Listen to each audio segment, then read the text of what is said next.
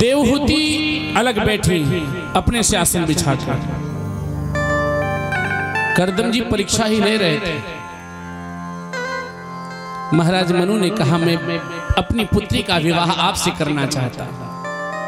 करदम जी ने कहा देखो मुझे स्वीकार तो है लेकिन एक शर्त है हमारी। बोले क्या? विवाह के तुरंत बाद मैं समाधि में लीन हो जाऊंगा। देवहूति ने कहा मुझे स्वीकार है। विवाह हुआ। विवाह के तुरंत बाद करदम जी की समाधि लग गई। सैकड़ों वर्ष बीत गए।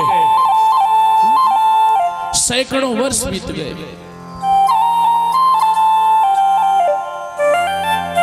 देवहूति सेवा में तत्पर रही।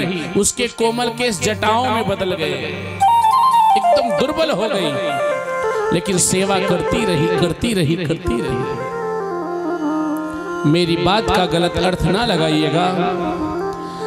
देवहूति की जगह आजकल की कोई बेटी होती, विवाह होता और पति तुरंत साधु बाबा बन जाता, भजन में लीन हो जाता, या तो वो छोड़ के मायके भाग आती और या तो किसी के साथ वहीं से चल देती। सेवा तो ना करती महाराज। लेकिन धन्य है देवहूति, सेवा में तत्पर रही। सैकड़ों वर्ष बीत गए। लोग कहते हैं सैकड़ों वर्ष बीत गए तो कितनी उम्र थी उन लोगों की जो सैकड़ों वर्ष तक। हाँ ऐसे कैसे? सतयुग में सबकी उम्र 1,00,000 वर्ष की होती थी। कितनी? 1,00,000 वर्ष। और वो वर्ष भी अलग अलग कल्प में अलग अलग के हिसाब से थे। आया त्रेता, 1,00,000 में 1 जीरो कम हो गया। कितनी उम्र बची? नहीं, 1,00,000 में 1 जीरो कम होगा तो कितना बचेगा? एक बच्चा खड़ा हुआ, कहा 5 लाख। कितना हो पांडे? 10,000। वाह। त्रेता में 10,000।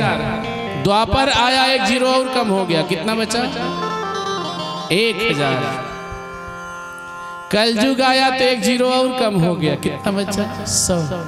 इस कलयुग में उम्र कितनी रखी गई है? 100 साल की उम्र है। बोलो राधे राधे। राधे राधे। और जोर से बोलो ना। राधे राधे। 100 साल की उम्र। लेकिन आज कोई 100 साल जीता है क्या? ना। 60 साल में सरकार रिटायर करती है। 60 साल आते आते हम दुनिया से रिटायर हो जाते हैं। सोचो।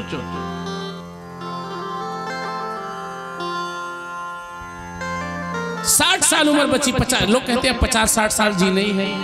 अरे वैसे कहीं से खबर आए कि कोई मर गया तो लोग पूछते हैं कई साल का रहे? पहले यही पूछते हैं कितना उम्र रही हो? 50-55 साल।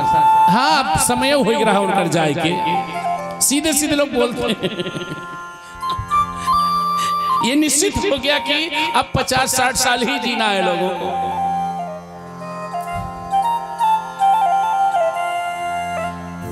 उम्र थी कितनी? 100 साल की। पहले के लोग 100 साल जीते थे।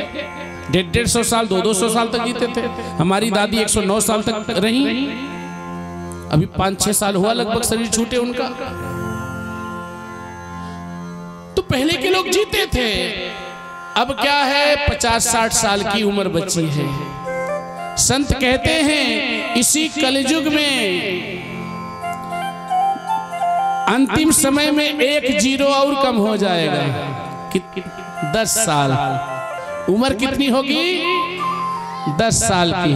वो 10 साल में कुल उनका हो जाएगा।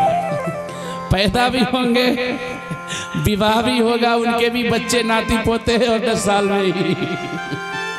बोलो राधे राधे। का हो नहीं रहा है का? पहले के बच्चे जब 8 साल, 9 साल, 10 साल के होते थे तब पढ़ने जाते थे स्कूल में। ऐसे था ना? और आज वो पैदा नहीं हुआ, बस चलने भर लगा तो तुरंत स्कूल में भेज दिया।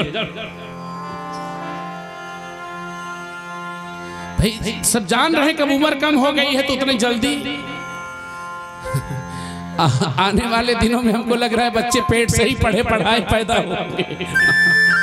क्या समय आ रहा है, गजब गजब के बच्चे।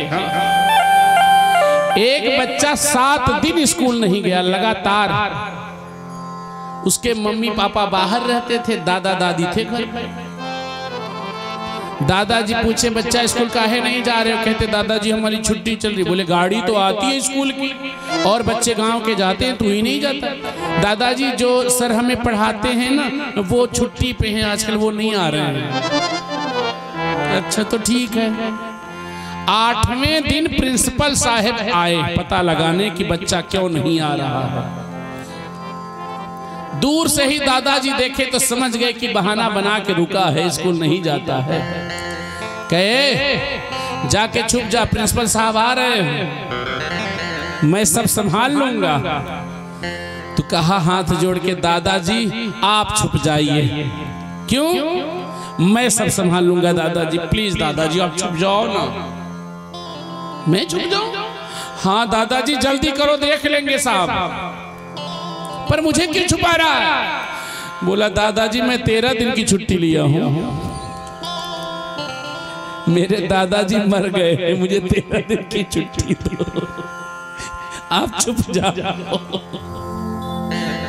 बच्चे छुट्टी के लिए कुछ भी कर सकते हैं।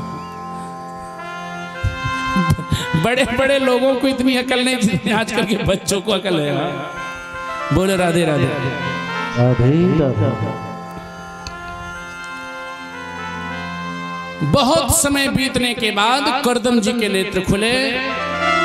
करदम जी ने देखा कि सामने एक स्त्री। बोले कासिद तुम देवी तुम कौन हो? देवहूति ने कहा याद करिए बहुत साल पहले हमारा आपका विवाह हुआ था। ओहो सम्राट मनु की पुत्री देवी, तुमने मेरी बड़ी सेवा की, मैं बहुत प्रसन्न हूं, बोलो क्या चाहिए? देवहूति ने कहा हमारा आपका विवाह हुआ है तो संतान भी होनी चाहिए। कामत विमान का निर्माण हुआ जो बाद में पुष्पक विमान के नाम से जाना गया। आहार विहार करते कालांतर 9 कन्या को जन्म दिया। करदम जी ने कहा अब मैं फिर समाधि में लीन होने जा रहा हूँ। देवहूति ने कहा एक बेटा तो हो जाए। तब करदम जी को ध्यान आया कि भगवान ने स्वयं कहा है कि मैं आपका बेटा बन के आऊंगा। तब कपिल भगवान का जन्म हुआ। बोलो कपिल भगवान की जय हो। करदम जी अब चले गए फिर से समाधि में। माता देवहूति बहुत दुखी रहती थी। कपिल भगवान ने माता देवहूति को सांख्य शास्त्र का ज्ञान कराया कि संसार में कोई अपना नहीं है सिवाय परमात्मा के। हमारा कोई नहीं है। विचार करो, जिस बच्चे को जन्म दिया, जिस बच्चे की सेवा की, लालन पालन किया, वही बच्चा तुझे मारता है, तुझे आंख दिखाता है, तब तो समझ जा कि संसार में कोई अपना नहीं है। और कोई अपना है तो कौन? वो ईश्वर।